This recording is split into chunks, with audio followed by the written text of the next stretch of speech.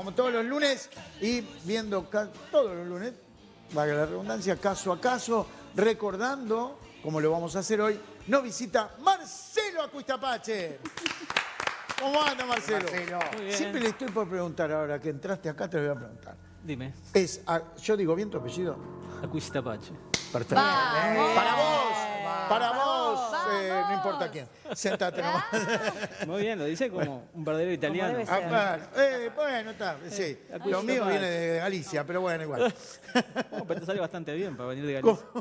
¿Cómo andás, Marcelo? Muy ¿Bien? bien, estaba pensando, ¿no? Que cualquiera persona que te llame ya tenés que decir algo contigo, ¿no? Sí, Porque de por acá, las dudas. Las dudas. de acá a De las 5 ahora. de acá a Millón las de 5 menos pesos. cuarto. Barbaridad, bueno. Estén todos atentos, ¿no? Marcelo, qué caso extraño fue en su momento, ¿no? Sí, fue muy extraño y estuvo en vilo a toda la población, ¿no? Porque era un caso totalmente inédito por las características, ¿no? Estamos hablando del caso de Milvana Salomone, que ocurrió el 17 de mayo del 2015. Ella desaparece a media tarde en la zona de Parque Valle. Bueno, allí se ven el seguimiento que después la policía hace, ¿no? Ella trabajaba en Florida y la querían mucho ahí en Florida, ella en el hospital y en el sanatorio de Florida. Y esa es la última vez, digamos, que la tienen registrada. Ahí en la estación. En la estación de servicio, ella hace unas compras, echa nafta en el vehículo, en una camioneta Hyundai que tenía. Y después se dirige a Montevideo, donde vivía en la zona del Parque Valle, y ahí desaparece, ¿no? En ese momento había una movida especial en Montevideo porque había un clásico, un domingo que había un clásico, y bueno, y la zona esa justamente del Parque Valle, había muchos vehículos, mucho mucha movida, movimiento mucho ahí. movimiento, ¿no? Bueno, ella desaparece y enseguida empezaron los medios, tomaron el caso porque era una situación muy extraña y después al otro día o el mismo día fue que se apareció el vehículo de ella incendiado. Y a mí al otro día ya se pusieron en contacto. Hubo dos líneas de contacto, por un lado de la familia que me pidió colaboración. El esposo de ella tenía un Aras y a través de un conocido me pidieron a ver si yo podía colaborar con ellos. Y bueno, y me trajeron, al segundo día ya me trajeron, bueno, una foto, nombre completo. Segundo día. El segundo día, Al fecha de segundo nacimiento día, y me trajeron una agenda de ella como prenda, como elemento personal. Y bueno, y enseguida ahí justo sale una nota ahí en las 48 horas, a los 2 días ya se habían contactado conmigo. Y bueno, me trajeron todos los elementos y me puse a trabajar al respecto, ¿no? Como hago siempre. Y lo que me llamó poderosamente la atención era la visualización que yo tenía del lugar. Recuerden que yo lo que trato es posicionarme como que me posiciono en el lugar que la persona está. ¿Y por qué te llamó la atención? Por las características del olor a humedad que había, el olor a mugre, había como mugre, hojas tiradas, hojarasca, había basura. Había había partes derruidas, salían como alambres hacia afuera. Yo sentía el sonido como de unos vehículos pasar cada tanto, como que había una ruta cercana. Y escuchaba como un murmullo, como de una radio, escuchaba como un murmullo de radio y de voces que hablaban, pero no veía a nadie. Después lo otro que sentía es que había humedad, o sea, y sentía como un chirriar eléctrico, como que había algo eléctrico que yo entendía que era como un cable de luz que pasaba cercano y que había como un movimiento. Y lo raro de todo esto es que si bien no me generaba desprendimiento de energía, o sea, como suele suceder cuando una persona está fallecida. Ahí está. O sea que para vos, por tu percepción, estaba viva. Sí, en un principio sí, pero el lugar donde se encontraba, si estuviera viva, no era compatible con la vida.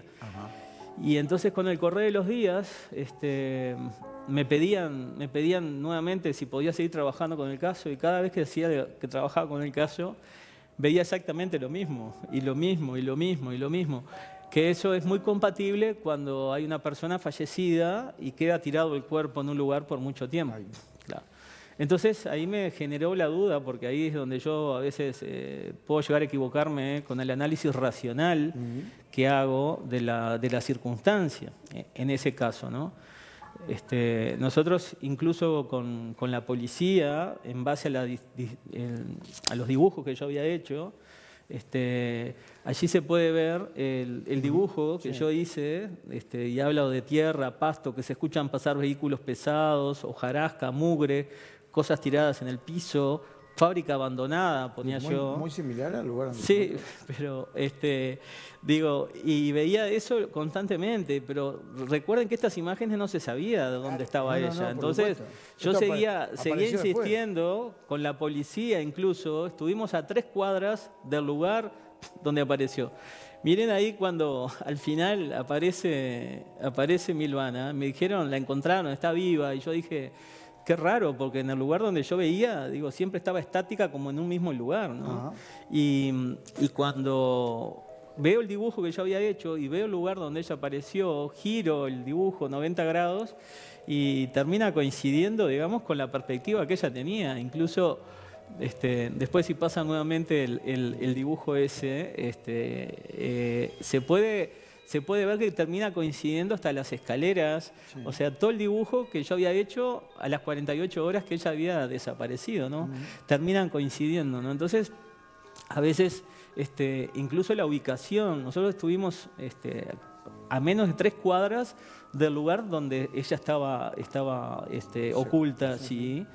Estuvimos con la policía en un baldío que estaba en la zona de Peñarol, justamente muy cercana, pasamos por esa esquina y a unas 2 cuadras de ahí hay un lugar, un baldío, donde había una fábrica abandonada, que las características eran muy similares. Incluso se pueden ver, sí, el dibujo que yo hago, donde salen los caños hacia afuera, era bien como una planchada o un elemento roto, pero hay que entender que yo... percibo del lugar de la persona. Entonces, cuando ahí el dibujo que yo hice y al girarlo es igual, extremadamente parecido, incluso el dibujo de la escalera, donde está la escalera, hay un dibujo colateral recto con líneas. Bueno, y él al final es uno de los sospechosos, ¿no?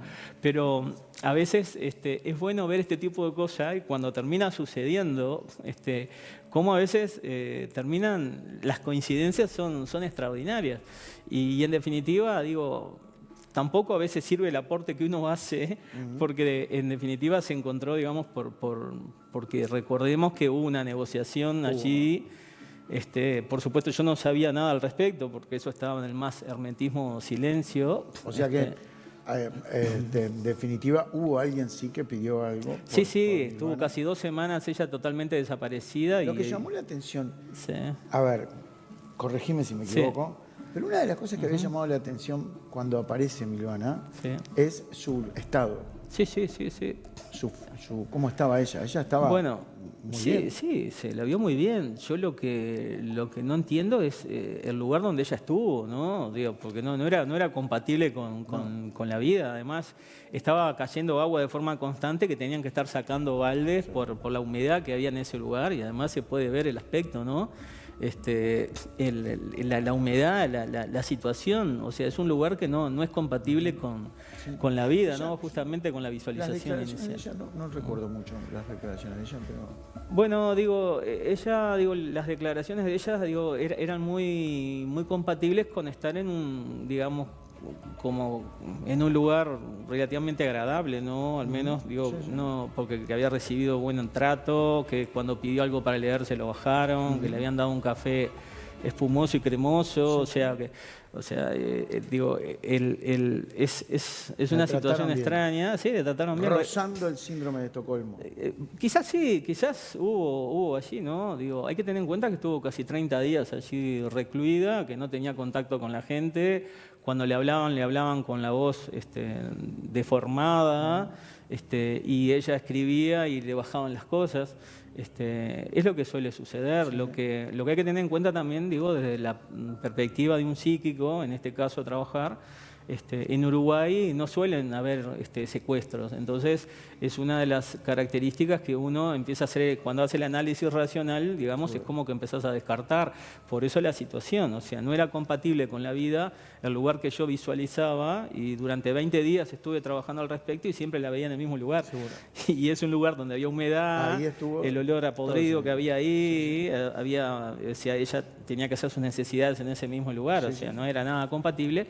Y ahí si hubiera sido, por ejemplo, muchas veces colaboro en casos en México, que sí, que digo, el 80% de las desapariciones está asociado lamentablemente a un secuestro, ¿no?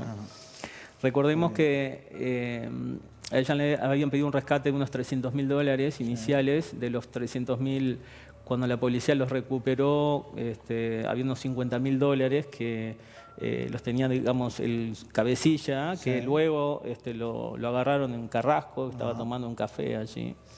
Pero, digamos, uno de los que salió beneficiado lamentablemente con el, por decirlo de alguna manera, con el secuestro fue, digamos, el Banco República, que por orden judicial, esos $250.000 que se rescataron, hubo que depositarlos en el banco, y bueno, el banco, digamos, cobró su comisión de $2.500, pero bueno, al menos dentro de todo ese desastre, digamos, el Banco República, digamos, bueno, cumplió sus requisitos, ¿no? Marcelo, bueno, tremendo caso que estuvo en vilo. Sí, es un caso que estuvo en vilo, y por sus características, digamos, un poco diferente también, digo, porque estamos hablando de un secuestro que no son, por suerte, comunes en Uruguay. Entonces, y bueno, y la semana próxima vamos a manejar 2 testimonios nuevos también en relación al tema de adicciones, porque hubo mucha gente que le gustó los testimonios anteriores, y bueno, y sobre esa pauta vamos a seguir entonces el lunes que viene. Gracias, Marcelo. No, por favor, a muchas ustedes. Gracias. Un gusto. El aplauso para Marcelo Acuistapache.